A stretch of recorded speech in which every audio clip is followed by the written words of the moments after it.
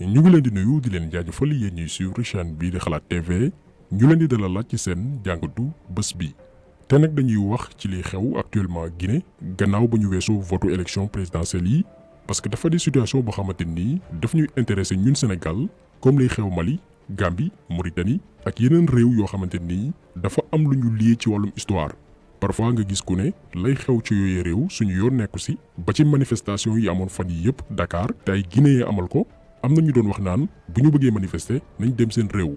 donc genre discours yooyu ñun dañ koy jàppee rek ñàkk xam muy conséquence colonisation maanaam ni ñu tubaab bi formaté suñu xel yi ba def suñu bopp yi ne yow sénégalais nga kii guinéen la moo xam Bissau wala Conakry diw gambien la kële malien la ka ca des mauritanien la ba finalement lay dal keneen ca beneen réew du la choqué ndax nasaraan si noot na la ci xel ba nga gëm ni man ak moom du ñu benn alors que ñu bari li ñu xamul mooy frontière yi ngeen di gis entre Sénégal ak yeneen réew lu ñu créé la booy seet sax yàggul matul sax 2 siècles vers la fin des années 1880 le européen yor seeni crayon ak seeni règle mel ni ku tiim seen gato tàmbalee rëdd naan fii mooy Sénégal fii mooy Gambie fii mooy Mali fii mooy Guinée ak Mauritanie créé ay frontières ci continent africain bi ba mu daj pare nag daal di séddoo ne France yaa moom lii Royaume-Uni fii yaay borom Portugal jëlal lii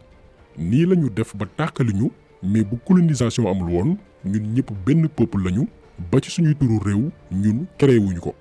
lii nag tànk réglé wuñu ko jàngal ko xale yi dès le bas âge ñu màggaale ko Union africaine bi ñuy tudd du mës a am parce que ku ne da ngay jàpp ni man ak yow duñu benn lii xew ca réewam sama yoon neew si donc liy xew Guinée ñun ñëpp la war a interpeller moo tax ñu fas yéene ci indi ay leeral ca la fa nekk di xew actuellement ak fa mu tàmbalee maanaam naka la ñu yeggee ci bile situation bàyyi doomi aadama di ci ñàkk seen bakkan lan moo war a nekk taxawaayu chef d'état africain yi rawatina organisation bi nga xam ne mooy CEDEAO est-ce que mi ngi jouer rôle am en tant que mbootaay gi ëmb réew yi féetee Afrique soo jant ndax organisation bi askanu réew yi ko sëkk la fi nekkal wala chef d'état yu doxal yooyu réew la fi nekkal maanaam di préserver seen intérêt loolu lépp lañ fas yéene faram-fàccee ci jàngatu tay bi. ngir mën a comprendre kaaw Guinée faaw ñu contextualiser d'abord maanaam def benn taxaw seetlu ci nekkinu réew ma moo xam sur le plan social ak sur le plan politique. parce que jàpp nañ ni mooy njeexitalu li ñu nekk di assister actuellement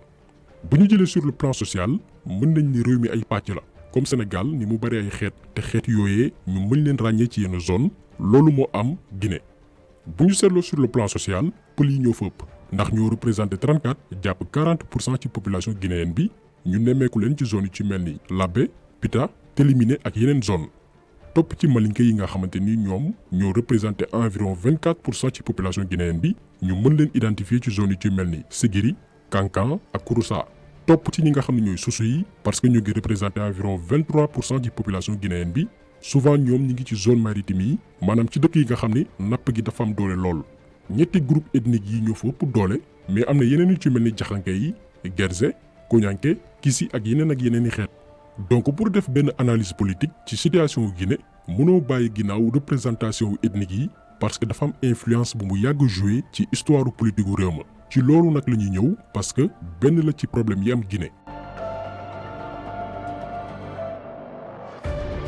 bu ñu jëlee histoire politique bu Guinée buñ ci génnee président intérim yi yu ci mel ni Louis Befogui ak ki nga xam ne mooy Sékou Konaté Guinée 4 présidents la mës a am depuis ba mu amee indépendance en 1958 ki ci njëkk di Sékou Touré def na 26 ans ci pouvoir bi entre 1958 jàpp 1984 ki ci topp di Lansana Conté gannaaw coup d'état bi mu defoon en 1984. mu nekk ci pouvoir bi ba 2008 année bi muy génn àdduna maanaam def na ñaar fukki at ak ñeent ci nguur gi kenn ki di Moussa Dadis Camara moom daanaka at la def ci nguur gi gannaaw bu mu defee coup d'état ba Lansana Conté génne àdduna en décembre 2008 mais moom yàggul ci nguur gi ndax dañ ko jéemoon assassiné. 4e président wu Guinée muy ku njëkk ku ñu élire démocratiquement gannaaw ay vote mooy Alpha Condé moom ñu ngi ko fal en 2010 ak 2015 tey mooy yóotu 3e mandat loolu lépp daan ci ñëw ndax bokk na ci la waral cooli tey. donc bu ñu jëlee histoire politique bu Guinée ñeenti présidents yi ñoo fa mës a jaar mais ci beneen wet dafa am benn sentiment d'injustice ak ségrégation boo xamante ni ñenn ci population yi jàpp ne ni ñoo koy dund muy pël yi te loolu depuis jamonoy Sékou Touré la xëy na loolu beneen sujet la maanaam relation bi doxoon diggante Sékou Touré ak pël yi donc ñoom pël yi dañoo jàpp ni depuis les indépendances la ko tàmbali ci Sékou Touré jëm ci Alpha Condé joxuñ leen benn cër bi war ci biir réew ma te moonte ñoom ñoo fa ëpp moo waral ñu bari dañuy génn réew ma dem feneen ngir daani fa doole. Sénégal rek misaal la on parle des millions de Guinéens pël yoo xamante ni ñoo fi nekk lu ko waral gisuñu seen bopp ci réew ma. beneen indice mooy ñeenti président yi fa jot a jaar ñëpp kenn du ci pël te ñoom jàpp nañ ni kenn ci président yooyee tegul benn politique bi tax ñoom pël yi gis seen bopp ci biir réew mi. Sékou Touré Malinké la, Lansana Conté Soussou la, Moussa Dadis Camara mi ngi bokk ci xeet bi nga xamante ni mooy Guérzé. donc lii benn point la bu am solo boo xamante ni booy def analyse ci situation politique bu Guinée te souligné woo ko jàppal ni rate nga lu bëree bëri. maanaam réew mi dafa dem ba tollu benn niveau boo xamante ni ñu bëri voté wuñu pour compétence voté wuñu pour programme dañuy voté parce que kii pël la wala Soussou la wala Malinké la.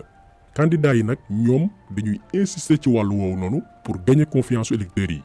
ab réew nag bu demee ba yegg si fii nii maanaam ci mbirum xeet kuy politique loolu ngay fasal stabilité dafay jafe. bañ na ko ba Alpha Condé bi muy campagne ci lu yàggul en septembre dafa ni képp ku voteel ab Malinké boo xamante ni bokkul RPG maanaam moom parteem jàppal ni yow Cellou Dalein Diallo nga voteel.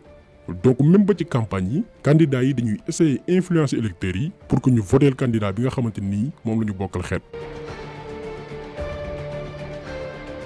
gannaaw loolu pël yi ñu ci bari dañoo jàpp ni pour que ñu gis seen bopp seen biir réew nekk en sécurité parce que gis nañ ni Alpha Condé dafay utiliser armée bi pour ñuy attaquer pël yi di violer xale yu jigéen yi di yàq seen i kër ak seen i bërëb liggéeyukaay. donc gis nañ ni la meilleure solution pour nekk ci jàmm seen biir réew mooy fal Cellou Dalein Diallo. ci beneen wet aussi yeneen politiciens yi nga xamante ni du ñu ay pël gëmloo seen i militants que ni bu pël yi jëlee réew mi seen jàmm jeex na lépp lu ñu dund ci métti depuis indépendance dinañ ko fayu ci yéen. nee naa leen Alpha Condé ci élection yii nii lu yàggul bi muy campagne jàkkaarloo na ak ay Malinké ne leen bu leen votel Cellou Dalein Diallo wala yeneen candidat parce que ñoo yàq réew mi. mu dem ba di leen fàttali jamonoy Sékou Touré ak li fa xewoon te jàpp na ni groupe yooyu noonu ñooy responsable yi.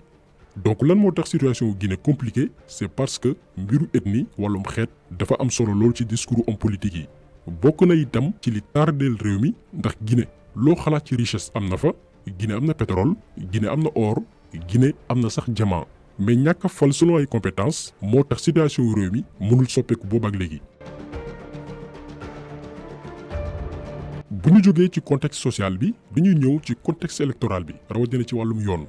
ndax ñun jàpp nañ ni le seul combat bu population guinéenne bi waroon régler avant ñuy dem élection mooy mbiru troisième mandat bi maanaam empêcher Alpha Condé bañ a présenté wu wala élection du am ci biir réew mi. ndax Alpha Condé ñi ngi ko njëkk a fal en 2010 pour un mandat de 5 ans ñu falaat ko en 2015 mu nekk dernier mandat am donc li ko dese mooy tànn kenn ci partem ngir mu présenté wu en octobre 2020.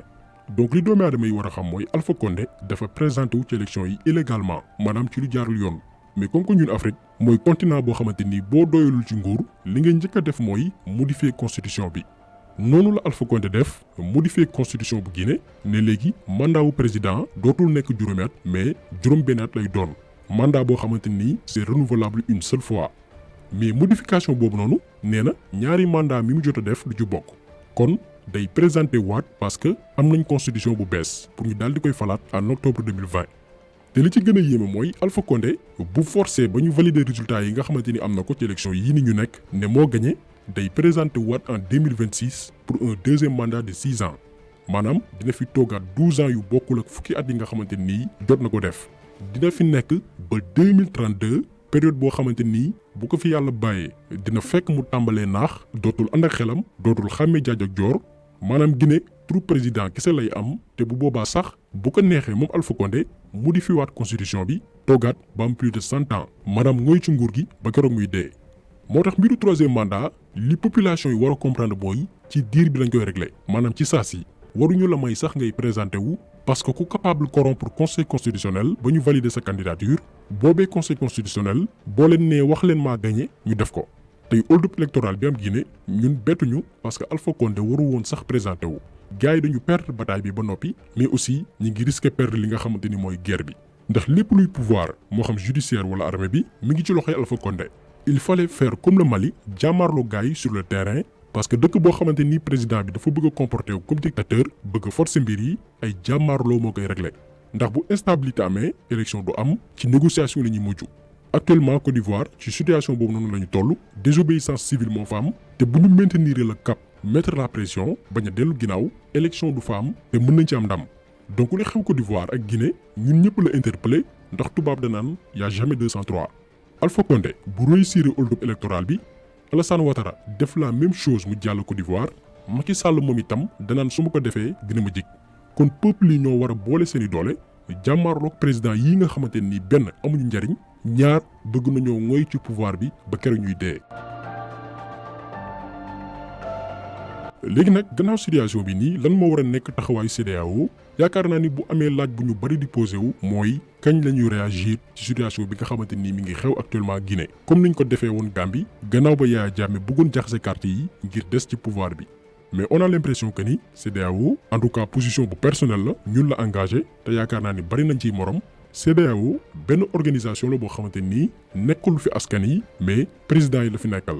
d'ailleurs ñoo ngi xalaat sax est-ce que duñu soppi turu CEDEAO bi di communauté économique des états de l'Afrique de l'Ouest remplacer ko par CDIPAO di comité pour la défense des intérêts des présidents de l'Afrique de l'Ouest. ndax mënuñu comprendre bu ay président di sàcc seen alalu réew def ko seen moomeel ñoom ak seen njaboot CEDEAO du ci wax. bu ay président di boom seen askan comme liy xew actuellement Guinée rey yoo xamante ni dañuy ciblé benn groupe ndax Guinée actuellement pël yi kese la ñuy rey bu ngeen demee gëstu ñi nga xamante ni ñàkk nañ seen bakkan fan yii yëpp 98% yëpp ay pël lañ. lan moo tax genre situation yooyu noonu duñ ci dégg CEDEAO bu ay président di def lu waroog démocratie maanaam ñuy waajal élection présidentielle ñuy tànnal seen bopp seen adversaire comme ni ko Macky Sall defee woon en 2019 Alassane Ouattara di ko def actuellement Côte d'Ivoire CEDEAO du ci àddu. mais bu ñu coup d'état yi benn président bu bokk CEDEAO wala askan wi dem ba sonn ne ko doo yeggali sa mandat bi comme li xewoon Mali CEDEAO moo njëkk a taxaw di défendre njiital réew ma. tey lan moo nekk di xew actuellement en Guinée dañoo tere médias yi joxe résultats yi en direct pour bañ askan wi xam tendance yi balaa 24 heures. Guinéens yu bari yu nekk bitim réew voté wuñu parce que Alpha Condé jàpp na ni ay pël lañ ñu ci bari ñoo nekk bitim réew te bu ñu voté mën na changer lu baree bari ci résultats yi mu daal di empêcher dëkk yu bari voté. lendemain élection yi ñu envoyé ay takk der pour ñu encercler këru opposant bi nga xam ne muy Cellou Dalein Diallo pour bañ bu génnee mbooloo mi topp ko ba ci moment bi ñuy def vidéo bii nii Alpha Condé complot na ak waa Orange Guinée pour ñu couper internet bi ngir kenn bañ a connecté wu ngir lépp la fay xew waa bitim réew bañ ko yëg. malgré lii lépp CEDEAO posé wul benn acte bu fort lu dul di bind ay communiqué yoo xamante ni amul benn njariñ. moo tax ñun dañoo jàpp ni existence organisation bii nii amul benn njeexital ci dundu askan wi gisuñ impactam ci les pays de l'Afrique de l'Ouest moo xam ci bépp fànn. moo tax il faut que peuple yi jël seen destin en main te xam ne liy faj seen i jafe-jafe du ci organisation yu ci mel ni CEDEAO lay jugee moo xam Guinée moo xam Côte d'Ivoire moo xam Mali moo xam Sénégal ak yeneen réew. kon jàngat bi tey loolu la woon ci situation bi nga xamante ni moo xew Guinée hold-up électoral lañ ko jàppee ndax Alpha Condé mettre na toutes les conditions pour dara bañ a leer waaye itam noot waa dëkk ba kenn du ñaxtu kenn du génn wax lu la métti. kon jàngat bi tey loolu la woon ñu ngi leen di gërëm di leen jaajëfal di leen di daje beneen yoon ci beneen jàngat jaa ngeen jëf.